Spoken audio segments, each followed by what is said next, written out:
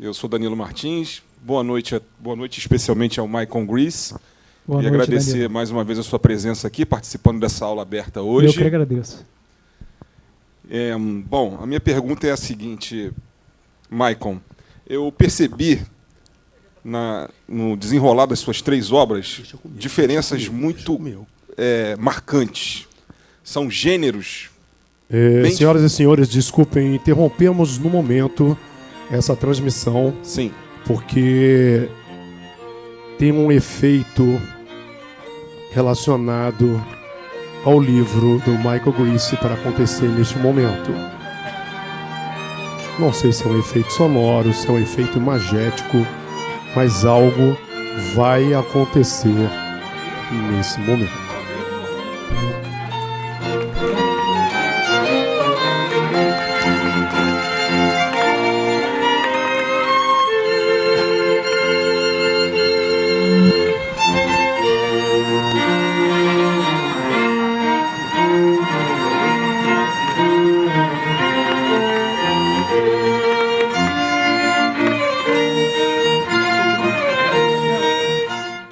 O escritor Michael Grease sempre materializando as suas personagens, trazendo para o público esse contato visual, mexendo com a nossa imaginação, com a nossa percepção, pelos nossos sentidos, trabalhando com o nosso sensorial.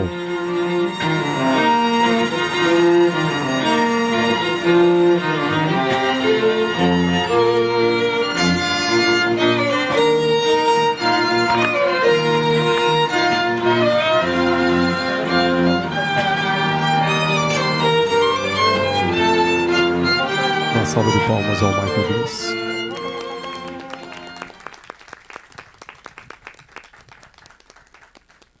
Vamos abrir aqui o terceiro bloco de perguntas, agora agraciados pelo apelo visual que o Michael Grease sempre traz para apresentar as suas obras. Michael, queria saber de você qual é o gênero da sua preferência para se trabalhar, já que eu percebi que os 3 livros eles parecem bem distintos. Então eu queria saber, tem essa curiosidade, né? Saber qual dos gêneros que você prefere trabalhar, qual que te dá mais conforto, qual que te dá mais alegria. O gênero que da minha preferência é a fantasia épica, que lida com os deuses, com os heróis, com as grandes fábulas dos tempos antigos, né? Apesar da minha preferência pelas lendas gregas, eu gosto de apreciar outras lendas também. Eu acho fascinante assim, os orixás das lendas iorubás, Ogum, Xangô, né? Yansan, acho fascinante. A mitologia hindu, né? Shiva, Krishna. E o mito ele tem uma representatividade de que pouco se observa, mas ele traz também o reflexo daquela cultura, a grandeza daquele povo, os conhecimentos, a história. É como se aquele ídolo ele fosse uma espécie de estandarte, em que você olha para ele e você não vê só um símbolo, uma bandeira, mas você vê toda aquela cultura representada ali. Através, né? Você vê, por exemplo, que os deuses eles têm sempre um epiteto. Atena, a deusa da sabedoria. Ares, o deus da guerra. Zeus, o deus da supremacia. Deméter, a deusa da natureza, né?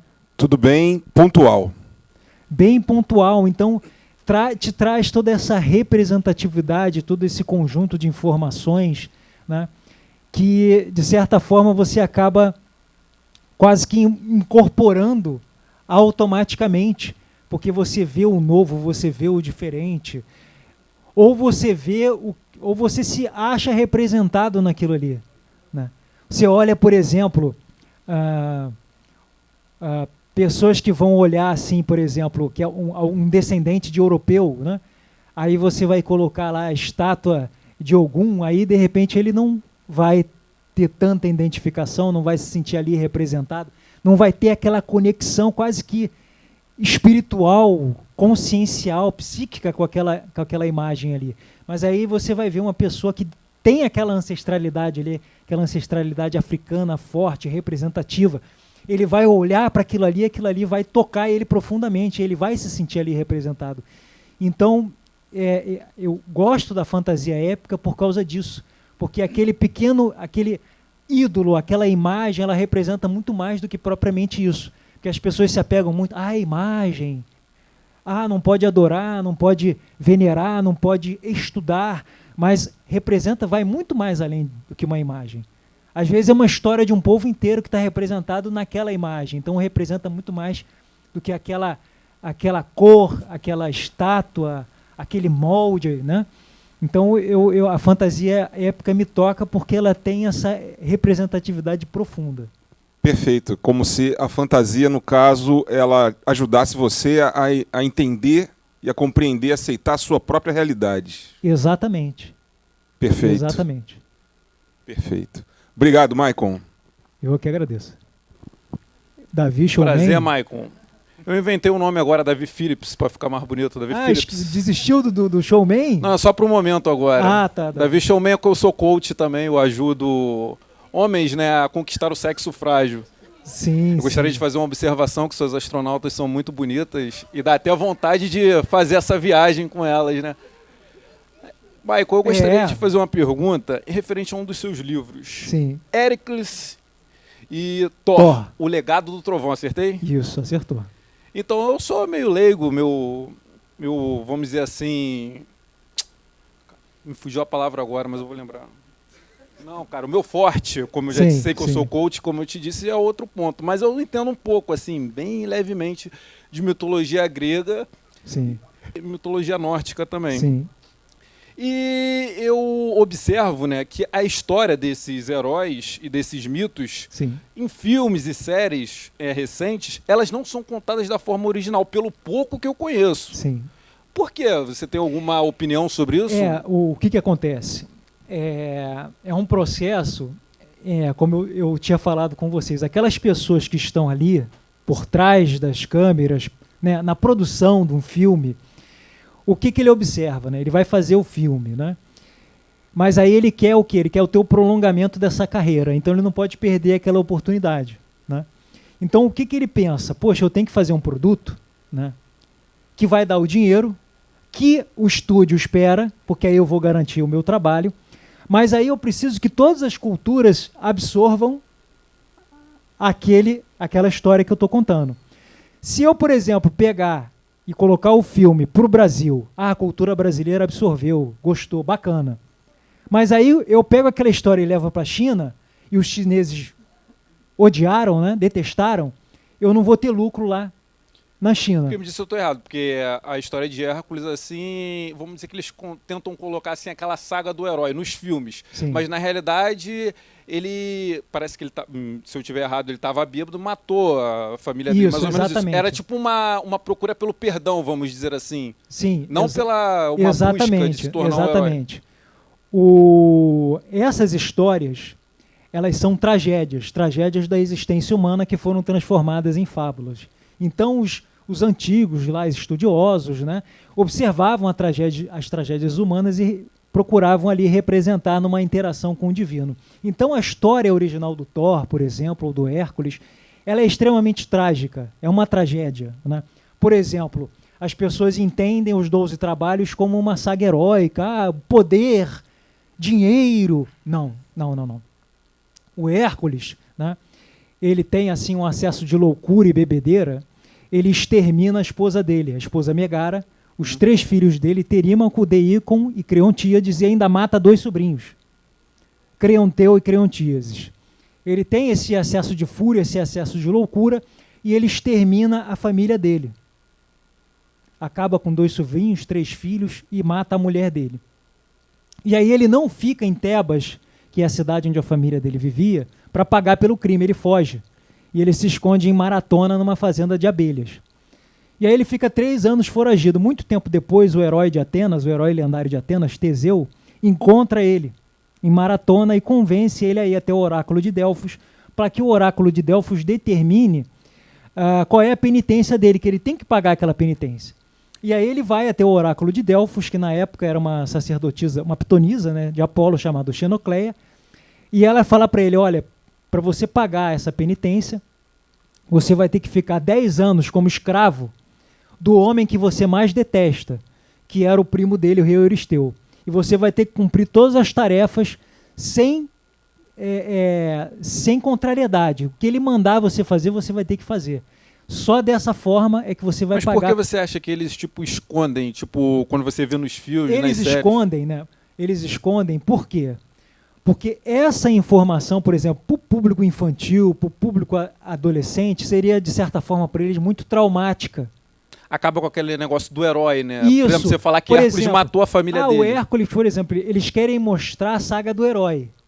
Do herói vencedor, do herói que derrota os monstros, do herói que luta contra o mal, que vai salvar o planeta. Aí você vai lá e vai colocar a história, por exemplo, de um homem que matou a família. Aí ela vai falar, não, isso aqui não é vendável, as pessoas não vão querer ver isso aqui não é uma saga heróica, né? E o Thor, por exemplo, nas lendas nórdicas, ele também é extremamente violento, ele é extremamente bruto, né? Eu não sei se você já viu um filme da Marvel, porque pelo pouco que eu sei, o Odin parece que ele teve um relacionamento com alguém do gelo, não é isso? Uma situação dessa. E o Thor, no caso, é desse relacionamento. Parece que nos filmes da Marvel eles botam como se o irmão dele, que eu esqueci o nome agora, Loki. O Loki, que fosse esse filho, vamos dizer, bastardo. Exatamente. Nas lendas nórdicas, o Thor, ele não é um Aesir. O Aesir, eles são os seres, né, os seres superiores que vivem em Asgard, né, e eles são a casta, a etnia superior que mora ali. O Thor, nas lendas nórdicas, ele é um mestiço, ele é um híbrido. Ele é um híbrido de Aesir com o Jotnar. O Jotnar é um gigante, né?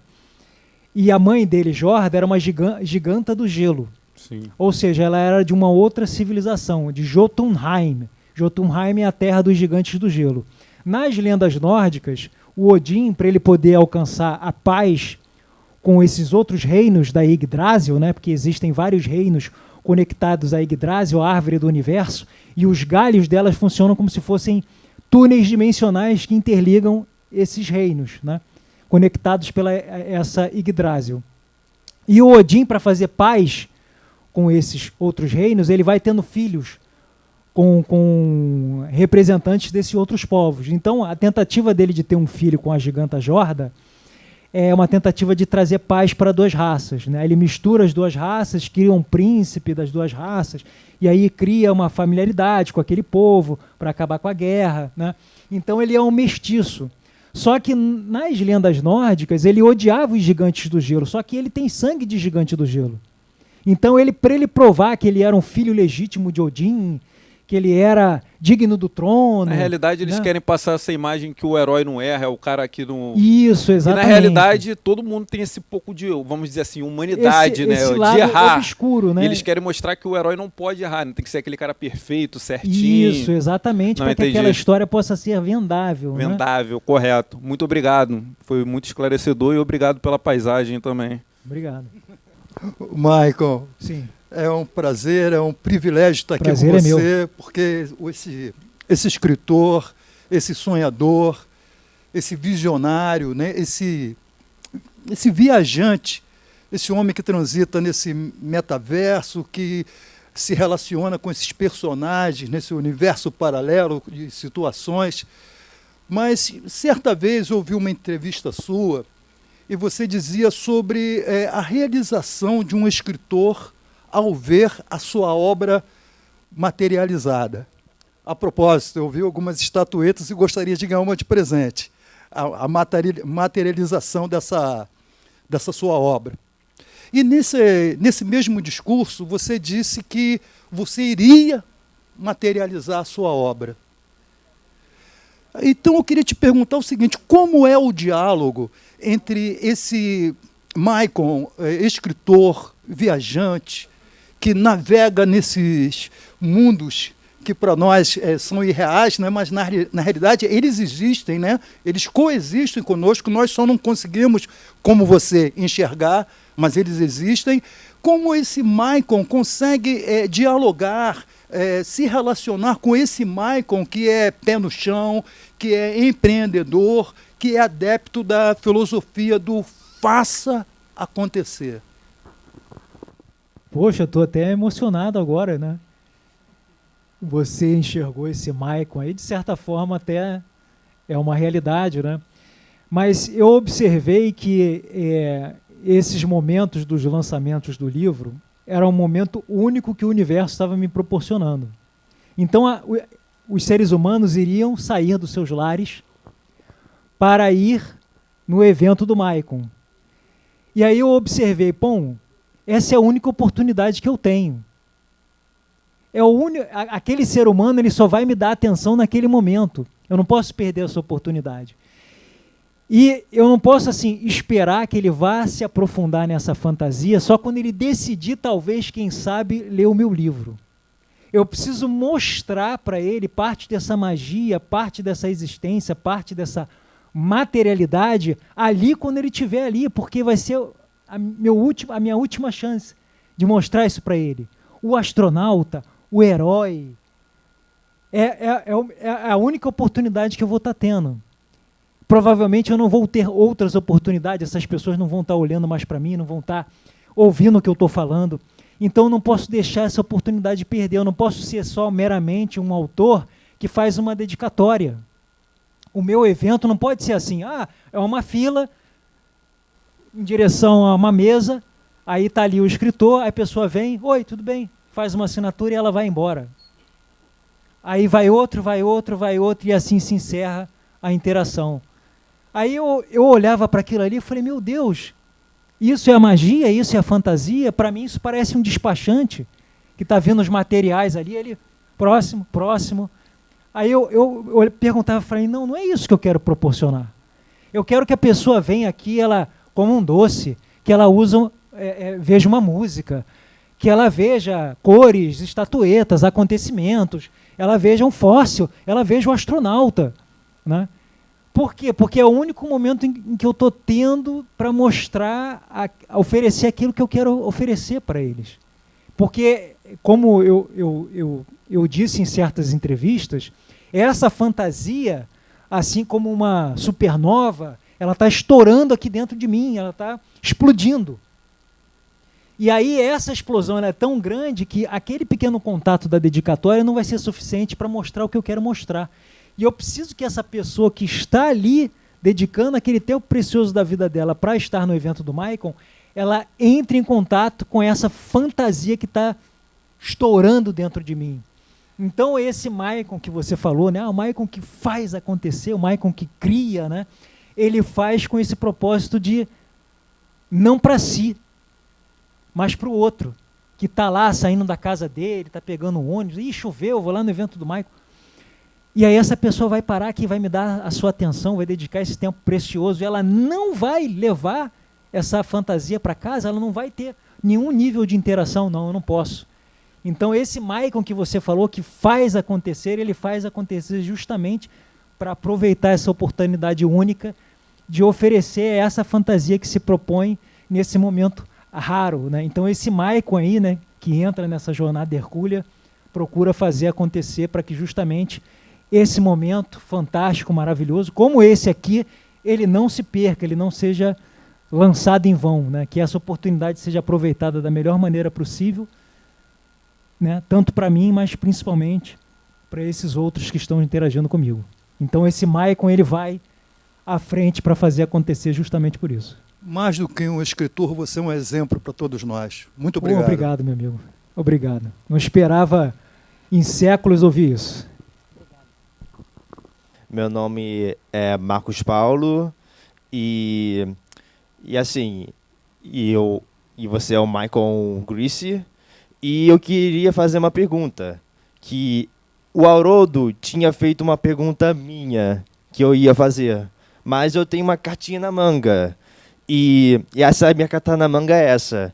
A gente está no momento da cultura pop em que vários estúdios de cinema estão transportando várias obras, seja em jogos, filmes, desenhos e animes, em forma de live action, e maioria das obras que eles fazem não dá muito certo, seja alterando muita coisa das histórias que desagrada as pessoas que entendem dessas obras. E eu queria saber se você teria algum interesse em algum estúdio transportar os seus livros para a TV em forma de streaming como Netflix e para o cinema. O que você pensaria? Olha, eu não tenho esse pensamento muito na minha cabeça, porque esse é um processo bem difícil, né? Um estúdio de escolher para transformar a sua obra num filme, no documentário, né? Pelo menos eu pensava assim, até que eu tive uma experiência com o cineasta Wagner de Assis, que ele é o criador da Cinética Filmes e Produções, né? Ele já fez alguns filmes como O Nosso Lar, A Cartomante, né? Kardec. E ele, de repente, me convidou para fazer parte de um documentário dele, mas não propriamente do meu livro, né? Mas assim usar os conhecimentos do meu livro para um documentário. Esse documentário acho que vai sair nos próximos meses, chama-se Rogai por Nós. Ele fala sobre os santos católicos do Brasil, né, que são muito adorados aqui no Brasil. O documentário é direcionado a isso, né? E aconteceu uma coisa assim que eu não imaginava que pudesse ser possível acontecer, mas ali o meu livro é só uma fonte de pesquisa, né, uma fonte de estudo. Respondendo ao que você me perguntou, eu entendo perfeitamente esse processo, né? A pessoa pega um livro, mas aí ele, quando coloca lá no filme, é outra coisa. Ele conta coisas que não existem. Né? Tem raras exceções que eu lembro, como os primeiros Harry Potters, o Senhor dos Anéis, a trilogia, e agora, para mim, o Duna. Sim, sim. Por exemplo, você vê o Senhor dos Anéis, que fez muito sucesso, né? Sim. No livro, propriamente, né, no filme mostra que é o Isildur que corta o anel do dedo do Sauron, né? Só que no livro conta que o Isildur ele é derrotado, né? E quem mata o Sauron propriamente, ele não morre com uma espada, ele morre com uma lança. E é um elfo que transpassa o corpo do Sauron com essa lança. E o Isildur, ele pega o anel, né? Ele tira o anel do dedo do Sauron, por exemplo, quando o Sauron já está morto. Então aquilo que o Peter Jackson mostra ali pra gente, né, não está no livro. O que ele faz?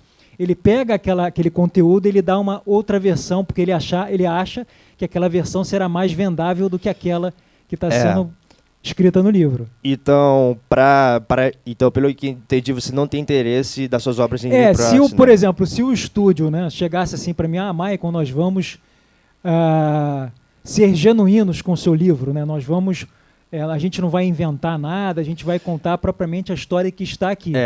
Eu até poderia sentar para conversar com eles, mas se eles tivessem uma proposta assim, Maicon, a gente vai usar a sua história, mas a gente vai botar outros personagens, a gente vai dar um outro enredo, né? Ou seja, ele vai criar uma coisa que não está propriamente no livro, né? Eu também pensaria igual você. E aí eu acho que eu não aceitaria essa proposta. Muito obrigadíssimo por responder minha pergunta. Eu adorei você eu estar te entrevistando e eu agradeço por fundo de coração eu estar aqui de pé em frente ao palco. E agora, para terminar este grupo, eu passo este microfone para Renata. Grato pela sua entrevista. Obrigada, Marcos Paulo, pela gentileza. De nada. Maicon Gris. Olá, minha querida. Eu sou a Renata Matos. Renata Matos. Você que se inspira na filosofia, no espaço como eu observei nas suas redes sociais que você ficou muito empolgado com a espaçonave chinesa que ainda está em construção. E eu li também uma matéria sobre a NASA que vai lançar a primeira mulher para ir à Lua. Baseado nesses assuntos, eu gostaria de saber de você o que você pensa a respeito disso e também o que você pensa a respeito da vida extraterrestre.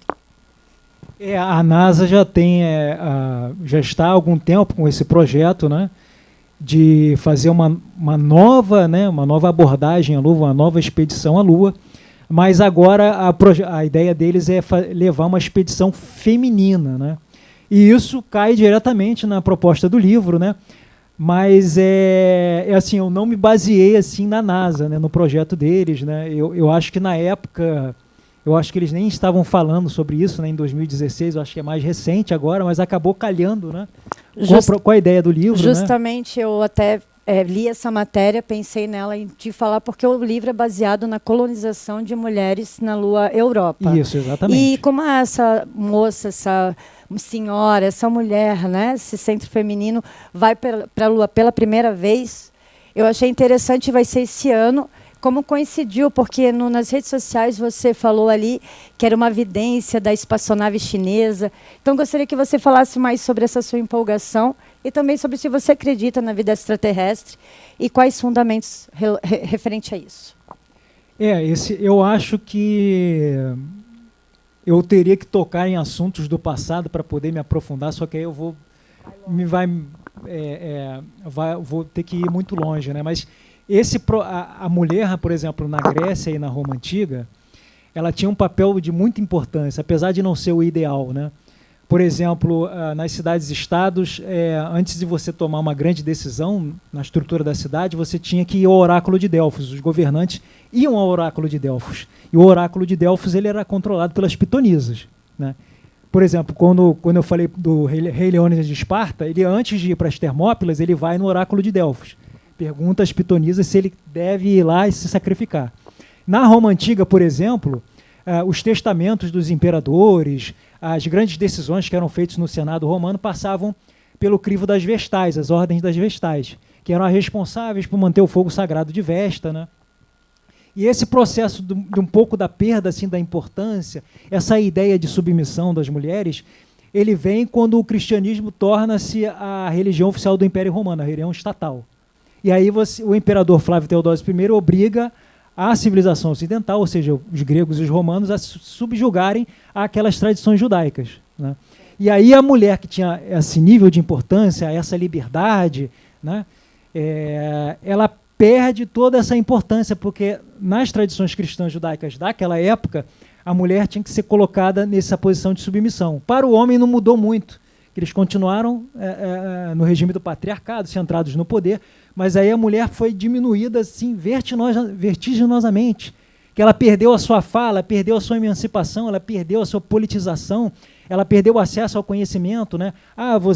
Qual é o modelo das tradições judaicas antigas, né? A mulher serve para ser dona de casa, cuidar das crianças, né? E hoje em dia a mulher vai para a Lua pela primeira vez. Exatamente. Então eu acredito que esse é todo um processo de se observar da importância desse outro ser humano que está dividido a vida conosco. Quem está aqui hoje que consegue vir a esse mundo sem passar por uma mulher? Tem que passar pelo ventre de uma mulher, não é? É verdade. Então, como é que vai chegar a esse mundo? Então, como você vai considerar-se superior ou melhor de uma criatura que te deu a vida, né? Que te colocou nesse mundo, que serve como equilíbrio para a sua existência, né? Será que se o homem, por exemplo, desse mais atenção às mulheres, desse mais voz, ele estaria ainda resolvendo as questões como o homem de Neandertal? Aquela tribo ali está chegando perto da minha fronteira, vou jogar uma bomba. Um homem de Neandertal vai pensar isso. Mas a mulher, nessa convivência existencial, ela é o equilíbrio. Ela é o equilíbrio. E o que você associa à espaçonave chinesa com toda essa evolução que você ficou tão empolgado? Essa é um projeto assim que eu acho que talvez nenhuma outra nação do mundo ele não vai conseguir se desenvolver, que é um projeto muito grandioso. Então a China é uma grande potência, né? É o país que tem a maior mão de obra do mundo, que é fazer uma nave gigantesca, né? Para levar uma grande expedição. E eu acho isso fantástico, porque isso acaba tendo um paralelo com o livro também, porque no livro, né, não quero dar um spoiler, né, mas no livro a viagem à Lua Europa ela é financiada, desenvolvida, ela é projetada pelo governo chinês, né? O governo chinês no livro é que financia essa viagem das mulheres até a Lua Europa. E eu acredito que isso vai ser um marco, né, para a história da humanidade. E eu acredito sim que exista outras histórias, outras formas de vida, seja inteligente, não seja inteligente, mas eu acho que há sim vida fora da Terra.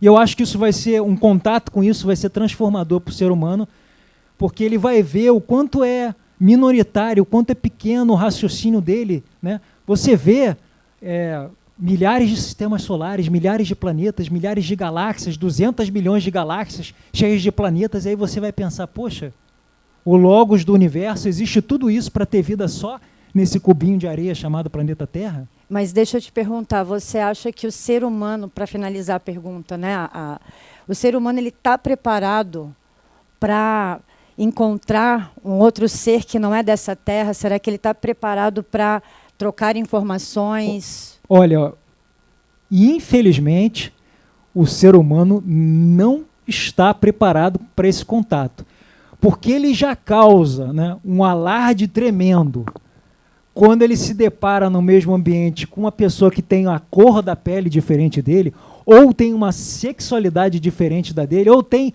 uma posição política da diferente. Ele já faz toda uma guerra, né? Todo um conflito, porque aquele é capitalista, aquele é comunista. Agora aquele é o extraterrestre. Aí você vai pegar o ser humano totalmente despreparado para uma relação, né? Às vezes até com o seu familiar, até o seu parente dentro de casa. Aí vai chegar, olha, aquele alienígena tem 3 pernas, tem 4 chifres, veio lá da galáxia. Ele vai olhar aquilo ali, ele vai dizer, meu Deus, isso é uma criatura infernal. E aí vai querer destruir o extraterrestre. Se conseguir chegar até aqui, né? Bem plausível mesmo a sua resposta. Eu queria lhe agradecer imensamente por você estar aqui com a gente. Agradecer a todos vocês que estão na plateia, os que estão acompanhando através dos vídeos da internet. E dizer a você que está sempre convidado a trazer mais informações. Obrigado. Ok? Gostaria que todos se levantassem e fizessem uma salva de palmas para o Michael Grease, para nossos entrevistados, para toda a equipe e para as nossas astronautas. Por favor, venham até aqui à frente para que todos possam lhe ver. Dá um espacinho aí, Marcos Paulo. Qual é o nome das astronautas? Márcia. Márcia e a? Karen. Karen, muito bem-vindas também. Muito obrigada. Obrigado.